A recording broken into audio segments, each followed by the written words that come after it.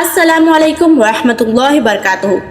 क्या आप जानते हैं कि जहन्नम में जब इंसान की जिल्द मुकम्मल जल जाएगी तो अल्लाह रब्बुल इज़्ज़त उसे दोबारा क्यों पैदा करेगा?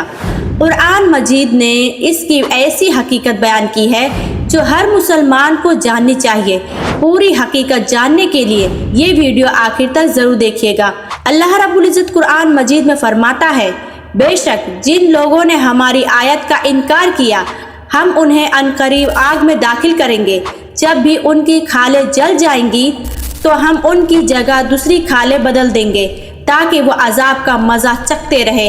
बेशक अल्लाह ज़बरदस्त हिकमत वाला है। सूरह निसा आयत नंबर 56। इस आयत से मालूम होता है कि दर्द का एहसास इंसान के जिल्द के जरिए होता है। इसीलिए जब खालें जल जाएंगी तो अल्लाह रब्बुल इज़्ज़त नई खालें पैदा फरमाएगा ताकि अजाब का एहसास जारी रहे। ये अल्लाह रब्बुल इज़्ज़त की कुदरत और उसके कामिल इंसाफ के एक अजीम निशानी है। ये आयत हमें डराने के लिए नहीं बल्कि गुनाहों से बचने के लिए नाजिल हुई है। अभी भी वक्त है, अपने रब की तरफ सच्ची तौबा कर ले, नमाज की पाबंदी करे और अपनी ज़िंदगी को कुरान व सुन्नत के मुताबिक गुजारे, क्योंकि आखिरत की कामयाबी ही असल कामयाबी है। हमारे वीडियो को लोगों तक ज़रूर शेयर कीजिएगा। अस्सलामु अलैकुम वरहमतुल्लाहि वबरकातुहू।